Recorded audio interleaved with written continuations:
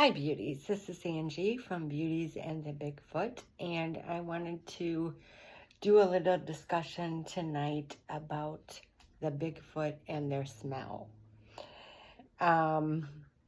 There's two thoughts that I have on why some have an odor and why some don't have an odor. You have many encounters of people saying that they have experienced the Bigfoot and there was absolutely no odor whatsoever.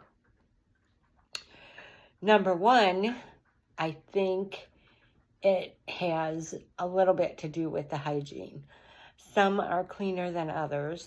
From what I've heard from other people's encounters, some of them have all kinds of debris in their hair, and others, their hair is clean, it's shiny, there's no debris and no odor.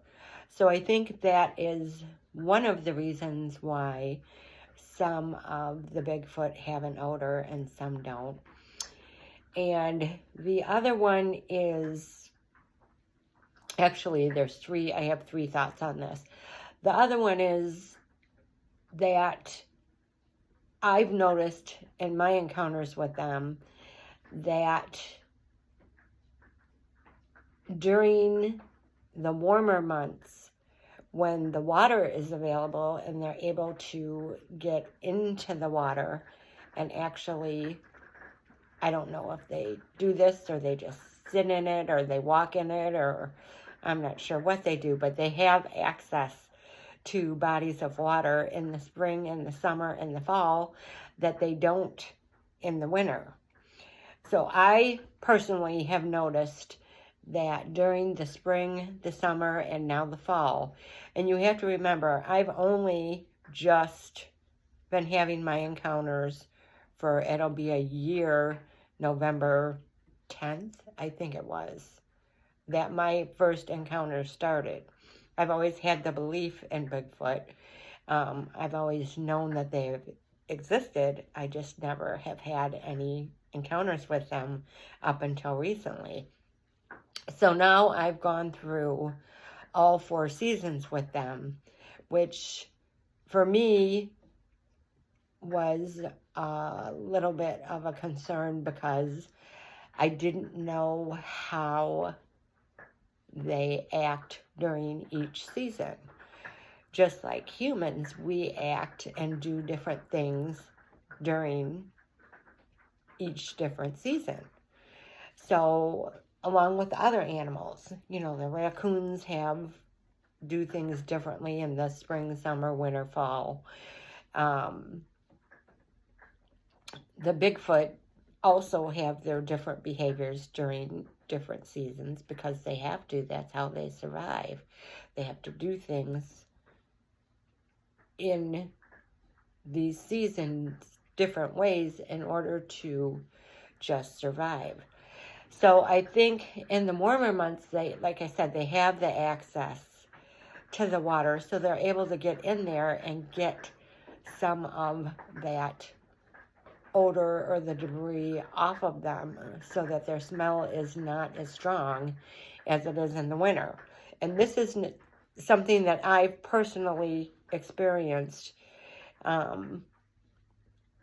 Their odor has gone down in the spring and the summer, and in the fall it seems to be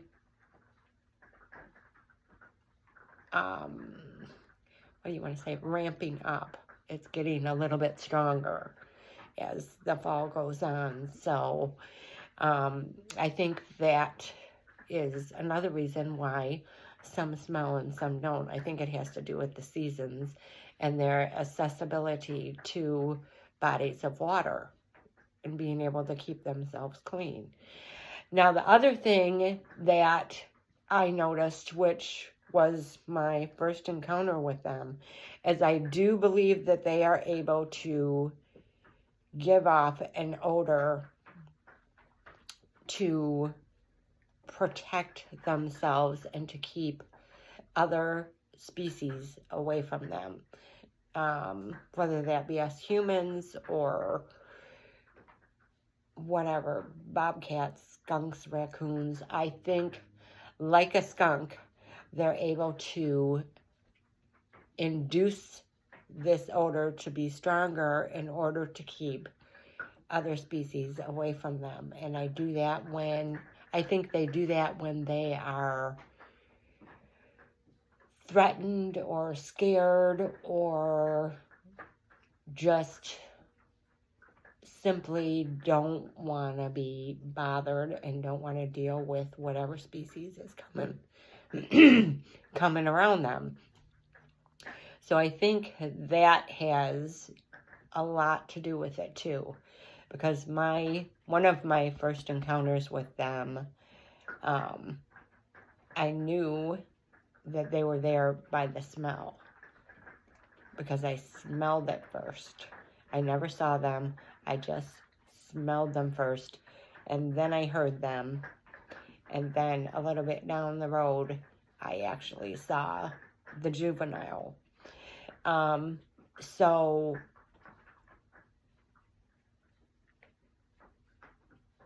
they weren't,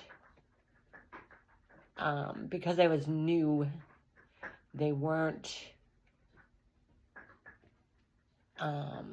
familiar with me, and I think that is why the odor permeated, because I was new and they didn't know how to, they hadn't had me figured out yet.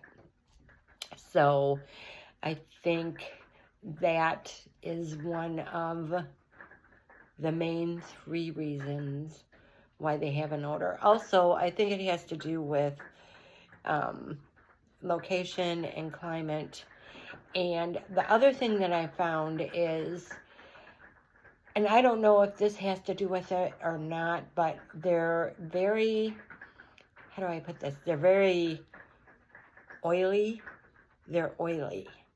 They just have an oil about them.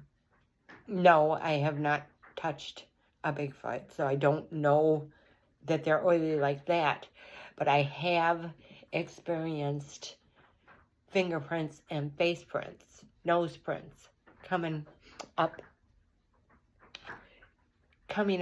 on a piece of glass, and it was a perfect nose print, and when I tried to wipe it, it felt oily. And then trying to wash it off, I couldn't just take a paper towel and wipe it. It wouldn't come off. It smeared.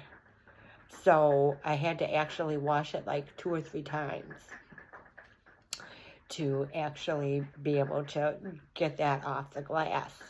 Of course, after I documented it and everything. But, so yeah, that is why I think that some have an odor and some don't. And I think, I'm not sure, I'm going to have to pay a little bit more attention to this.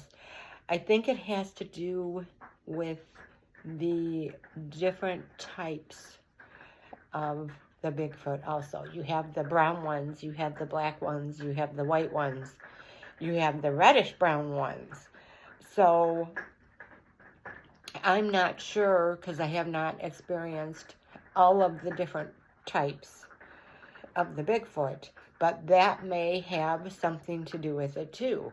The different colored species within the species may have a different smell, depending again on their location and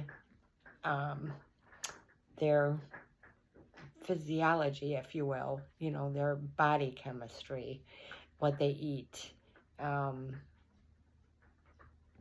and different types like that. So that's my first discussion for this channel, and I hope you enjoyed it. It's interesting to me. I'm still waiting on your encounters, so if you have any female-based encounters, feel free to send them in to beautiesandthebigfoot@outlook.com, and I will be glad to narrate them for you. But until then, I'm just going to do random topic discussions and get you guys' thoughts. Feel free to make comments in the comment section and just share my thoughts and experiences on what I have experienced with them and what I think. And I'll always tell you if I don't know, or if I haven't experienced it, or if it's hearsay, or somebody else has, discussed it with me, because we want to be transparent on this channel. So I'm still learning. The Bigfoot, are teaching me a lot. Other Bigfoot channels, I love to hear their experiences too. It's fascinating, especially the people that are out there and have experiences with them daily, whether you are driving the same delivery route, or whether you are going for your walks in the same paths and you come across them. Because let me tell you, since I found what the signs are that the Bigfoot are around, meaning their tree structures, their arches, which I have no idea what the arches are for. And I have no idea what the actual structures are for, especially the smaller ones. I call them art because I think they're beautiful, the way they place the sticks in between the trees, and they do different shapes. And the arches are just amazing, and it boggles my mind how I can be doing the same thing for 20 some years, going past the same places, and never realized that these things were there because I wasn't looking for them. But then once you find these structures, you see the arches, you start looking for them, and you start noticing, and you're like, oh my God, I never knew this was here before. And it's right there in front of our faces. It's like the Bigfoot. Unless you're looking for them, or you accidentally came across one, you don't know that they're there, and you see the world and your surroundings a different way because now you're aware. So that's another thing that's kind of cool that I have learned. When they say once you encounter the Bigfoot, your life changes, it drastically changes. In the beginning, it was terrifying. I was terrified because, of course, you go down the Bigfoot rabbit hole and you hear all these encounters, and a lot of them are scary. So you're terrified in the moment, and then it's a process, and you go through it, and that terror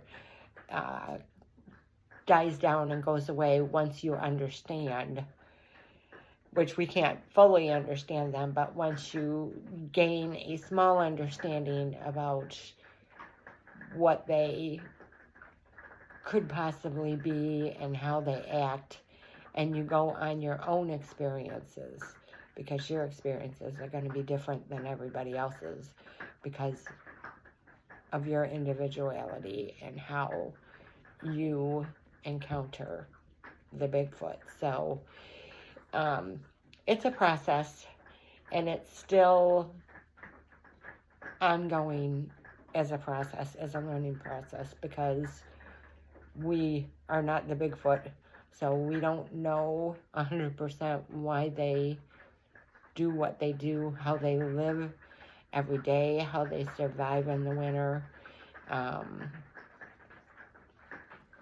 We just have like our hypothesis of what we've experienced and what we think from our own unique perspectives. So, but it's a very interesting life experience, and it is 100% life-changing because it opens up your mind and your eyes and makes you aware of things that you were not necessarily aware of before. So in that case, it's a pretty cool experience to go through, even though sometimes it is terrifying and difficult to wrap your mind around. It is. I wouldn't trade this experience for the world. So, all right. Well, you guys have a good night, and we will talk on another subject soon. Bye.